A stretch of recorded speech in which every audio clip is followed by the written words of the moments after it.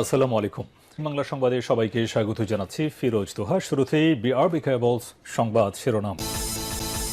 বাংলাদেশের সর্বশেষ গুরুত্বপূর্ণ আপডেট সংবাদে আপনাকে স্বাগত। শুরুতেই সংবাদ শিরোনাম, পরে বিস্তারিত।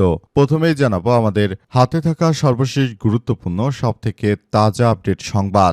ঝালকাঠিতে আওয়ামী লীগ নেতা আমুর বাড়িতে আবারও ভয়াবহ হামলা। ঝালকাঠি শহর আওয়ামী লীগের উপদেষ্টা মণ্ডল সদস্য সাবেক মন্ত্রী আমির হোসেন আমুর পরিত্যক্ত বাসভবনে আবারও ব্যাপক হামলা ও ভাঙচুরের ঘটনা ঘটেছে। এর আগে ৫ই আগস্ট যখন শেখ হাসিনা পালিয়ে গেছে, তারপর একবার এ বাড়িতে হামলা ও ভাঙচুর করা হয়। এরপর বাড়িটি পরিত্যক্ত অবস্থায় ছিল। অবশেষে বাড়িটিতে আবারও হামলা ও ভাঙচুর চালানো হয়েছে আজ। এরপর জানাবো বাংলাদেশে ইলেকশন ইঞ্জিনিয়ারিংয়ের সম্পৃক্ততার কথা অস্বীকার করল ভারতের পররাষ্ট্রমন্ত্রী এস জয়শঙ্কর। ভারতের পররাষ্ট্রমন্ত্রী এস জয়শঙ্কর এবং পররাষ্ট্র সচিব বিক্রম মিস্ত্রি আলাদাভাবে ব্রিফ করেছেন। তাদের কাছে জিজ্ঞেস করা হয়েছে যে বাংলাদেশে বিএনপির তারেক রহমান যে ইলেকশন ইঞ্জিনিয়ারিং করে ক্ষমতায় এসেছে, এজন্য ভারত কতটা সহযোগিতা করেছে বা সমর্থন করেছে। বিষয়গুলো নিয়ে তিনি জানিয়েছেন যে এ বিষয়ে ভারতের কোনো সমর্থন বা সহযোগিতা হয়নি। এদিকে খাগড়াছড়িতে ইউপিডিএফ সদস্যকে গুলি করে হত্যা।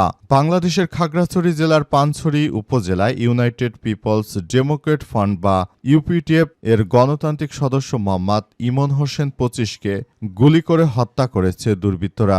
জানা গেছে তিনি ইউপিডিএফ এর একজন সশস্ত্র যোদ্ধা হিসেবে পরিচিত।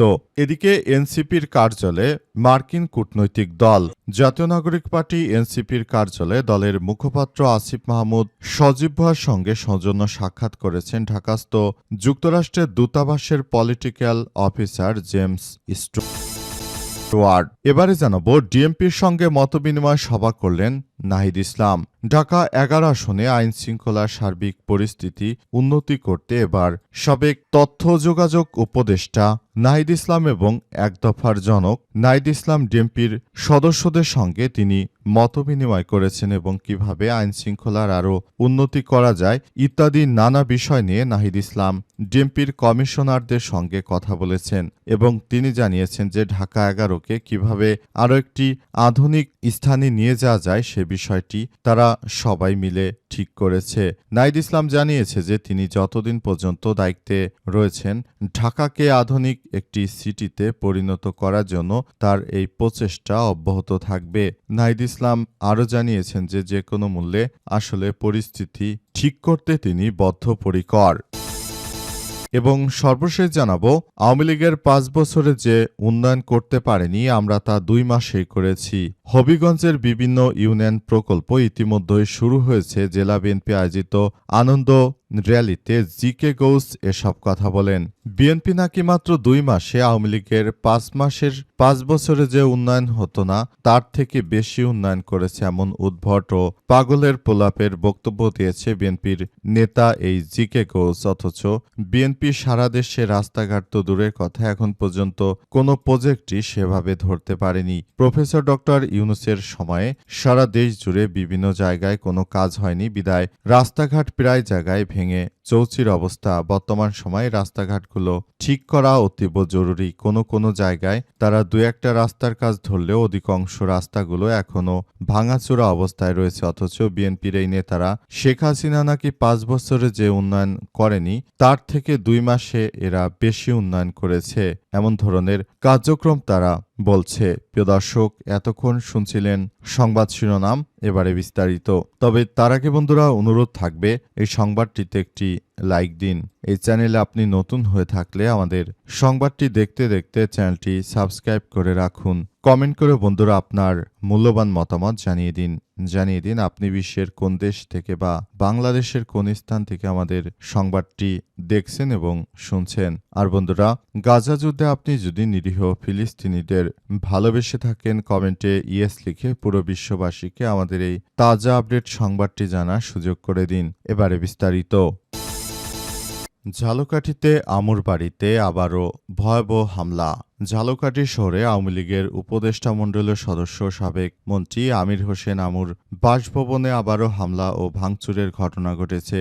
আজ শহরের রোনালসে সড়কে অবস্থিত তিনতলা বাড়িটির প্রধান ফটককে ড্রিল মেশিন দিয়ে কেটে উন্মুক্ত করে দেয় জুলাই ছাত্র আন্দোলনের একদল শিক্ষার্থী। স্থানীয় সূত্র থেকে জানা গেছে যে 2024 সালের 5 আগস্ট বাড়িটিতে আগুন দেয়া হয়। এরপর ঢাকায় 32 নম্বরে শেখ মুজিবুর রহমানের বাড়ি ভাঙার দিন আবারও আমুর বাড়ির গেট ও দেয়াল ভাঙা হয়। সেই দিন থেকে বাড়িটি পরিত্যক্ত অবস্থায় রয়েছে। দীর্ঘদিন ধরে সেখানে স্থানীয়রা ময়লা আবর্জনা ফেলছেন এবং রাতে মাদকসেবীদের আনাগোনার অভিযোগ রয়েছে। সাম্প্রতিক অজ্ঞাত ব্যক্তিরা বাড়িটির প্রধান ফটকে টিনের বেড়া দিয়ে সেটি ঘিরে রাখে। এতে ক্ষোভ প্রকাশ করেন বৈষম্যবিরোধী ছাত্র আন্দোলনের নেতাকর্মীরা। আজ শিক্ষার্থীরা প্রথমে টিনের বেড়া অপসারণ করেন, পরে ড্রিল কাটার মেশিন ব্যবহার করে প্রধান ফটকটি কেটে ফেলেন। এতে করে বাড়িটি পুরোপুরি উন্মুক্ত হয়ে যায় এবং জনগণ এই বাড়িটি আসলে আবারও ঢুকে তারা যার যার মতো করে সবকিছু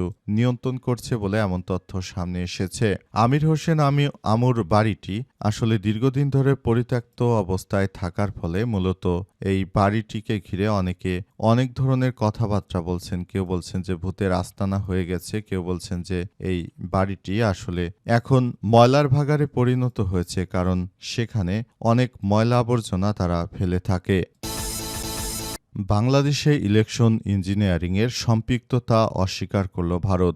বাংলাদেশে বর্তমান বেশ কয়েকদিন আগে যে নির্বাচন হয়েছে সেই নির্বাচনে যে বিএনপি ইলেকশন ইঞ্জিনিয়ারিং করে ক্ষমতায় এসেছে, এসব বিষয়ে ভারতকে জিজ্ঞেস করা হলে ভারতের পররাষ্ট্রমন্ত্রী এস জয়শঙ্কর জানিয়েছেন যে আসলে বাংলাদেশের সঙ্গে তাদের কোনো ইলেকশন ইঞ্জিনিয়ারিংয়ের সঙ্গে তাদের কোনো যোগাযোগ বা সম্পৃক্ততা নেই। আজ ভারতের পররাষ্ট্রমন্ত্রী এস জয়শঙ্কর এবং ভারতের পররাষ্ট্র সচিব বিক্রম মিস্ত্রি তারা আলাদাভাবে ব্রিফ করে সব তথ্য জানিয়েছে। তারা জানিয়েছে যে আমরা বাংলাদেশের যে ইলেকশন ইঞ্জিনিয়ারিং হয়েছে এসব বিষয় নিয়ে কোনো তথ্য আপনাদেরকে দিতে পারছি না, কারণ আমরা বাংলাদেশের ইলেকশন ইঞ্জিনিয়ারিং এর সঙ্গে কোনো ধরনের সম্পৃক্ততার সঙ্গে আমরা নেই বলে সেখানে উল্লেখ করা হয়েছে।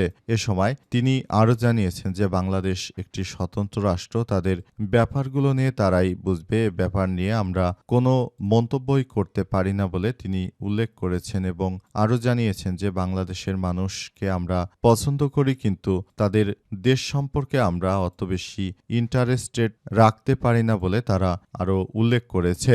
এই ঘটনার পর আসলে পুরো পরিস্থিতি অন্যদিকে চলে গেছে, কারণ অনেকেই বলাবলি করছিল যে এটি হয়তো ভারত ইচ্ছাকৃতভাবে করেছে, কিন্তু এখন তারা বিষয়টি নিয়ে অস্বীকার করছে। তাহলে মূল বিষয়টি আসলে কি হতে চলেছে সেটি এখন পর্যন্ত আসলে কেউ স্পষ্ট ভাষায় বলতে পারছে না।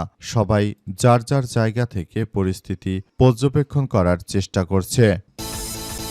খাগড়াছড়িতে ইউপিডিএফ সদস্যকে গুলি করে হত্যা। খাগড়াছড়ির পানছড়ি উপজেলায় ইউনাইটেড পিপলস ডেমোক্রেট ফ্রন্ট বা ইউপিডিএফ এর গণতান্ত্রিক সদস্য মোহাম্মদ ইমন হোসেন 25কে গুলি করে হত্যা করেছে দুর্বৃত্তরা। আজ ভোর 6টার দিকে এই হত্যাকাণ্ডের ঘটনা ঘটে। নিহত ইমন হোসেন পানছড়ি উপজেলা মোহাম্মদপুর গ্রামের রুহুল আমিনের ছেলে। স্থানীয় সূত্র থেকে জানা গেছে ভোরে ইসলামপুর এলাকায় সমিলের সামনে অবস্থান নিয়ে এই কার্যক্রম চালায় ইউপিডিএফের গণতান্ত্রিক পানছড়ি উপজেলার সহকারী পরিচালক বিকাশ ত্রিপুরা জানিয়েছেন যে সকালে ইমন হোসেন সাংগঠনিক কাজে বের হলে ইউপিডিএফ সতীপ গ্রুপের সন্ত্রাসীরা তাকে গুলি করে হত্যা করে। তাকে এই অভিযোগের বিষয়ে ইউপিডিএফ এর পশিদ গ্রুপের পক্ষ থেকে এখন পর্যন্ত কোনো আনুষ্ঠানিক বক্তব্য পাওয়া যায়নি। মূলত বিষয়গুলো হচ্ছে যে সবাইকে আসলে যার যার জায়গা থেকে নিয়ে যাওয়া হচ্ছে এবং সবাইকে যার যার জায়গা থেকে কার্যক্রমগুলো